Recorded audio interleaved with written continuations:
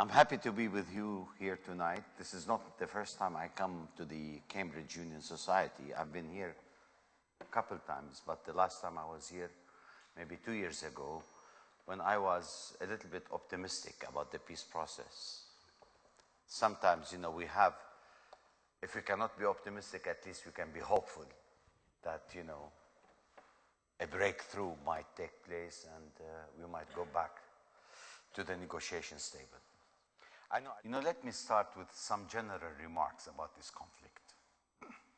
I know you are educated, highly intellectual, being students at Cambridge University. I'm really thrilled to see that definitely you are well versed with issues in the Middle East, let alone, the conflict per se that has been going on for the last 100 years. We cannot negate the fact that the instability and insecurity in the Middle East have been a culmination, basically, to the non-resolution of the Palestinian-Israeli conflict. In other words, what I'm trying to say is the fact that this conflict cannot be looked upon only sociologically, but it has to be looked upon psychologically and politically. So, if we put all the factors together, it makes it much more complicated to understand the nature of this conflict. And that militarization of the Intifada was one of the fatal strategic mistakes of the Palestinian leadership. I was, at that time, head of the Palestinian University, and I was a consultant, to the PLO office in Jerusalem, and I was involved in the negotiation affairs department, and I said it is wrong. We should not have played into the hands of the Israelis because this is what they wanted. They want to derail the entire peace process, put the blame on the Palestinians, and by using firearms, we were in the wrong game. And actually, we have paid a very heavy price where all West Bank cities have totally been destroyed after billions of dollars were pumped into the economy as well as into the constructions. So there were no negotiations per se between two entities that could claim certain kinds of rights. It was a diktat of power politics supported by the United States of America. That's why we have lost hope in the Americans. For the last 20 years, we have been believing that the Americans could really manage this conflict and find a resolution. But unfortunately, it has been managing the crisis rather than finding conflict resolution to this conflict. And that in itself made the frustration even higher when you don't see any kind of a balance by another power to that of the United States involved in the political process of the Middle East.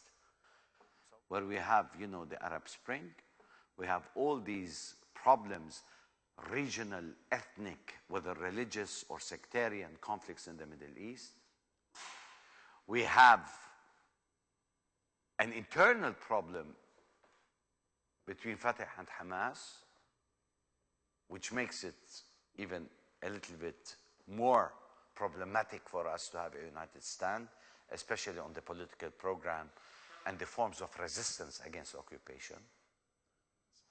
I could point out a lot of sort of issues I have with your speech, a lot of the propaganda that I think you put forward, but it's pointless because you'd have responses for everything I have to say, and then we wouldn't get anywhere. Instead, I just want to ask, how do you think peace is possible when the entirety of your speech seems to be predicated on blaming one partner in this conflict and assigning no blame at all to the other? You repeatedly said that Israel needs to do this, Israel hasn't done this, Israel does that, Israel does this. And it seems very clear who you blame for this conflict. And I don't see how you can claim that Palestinians lack a partner for peace when the only side you ascribe any blame to, as is evident from your speech, is the state of Israel. Surely there needs to be a concession on your part in ascribing blame to the Palestinian leadership now in its 10th year of a 4-year term, and rather than just ascribing blame to Israel. That's no way to achieve peace. I know from where you are coming. One thing, you should have a peace first in your mind personally, to understand that you cannot equate the victim with the victimizer. And you cannot expect the victim to give concessions to the victimizers for the victimization process. You have to understand that we are under occupation and we have the legitimate right to defend ourselves and to get rid of this occupation. You're not talking about two countries, okay, on equal footing.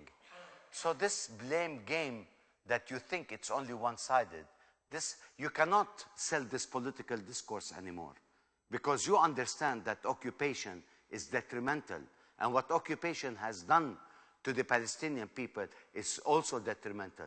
The international community have seen exactly what Israel is doing with the Palestinians. Enough, my friend, 47 years of occupation. That has to end.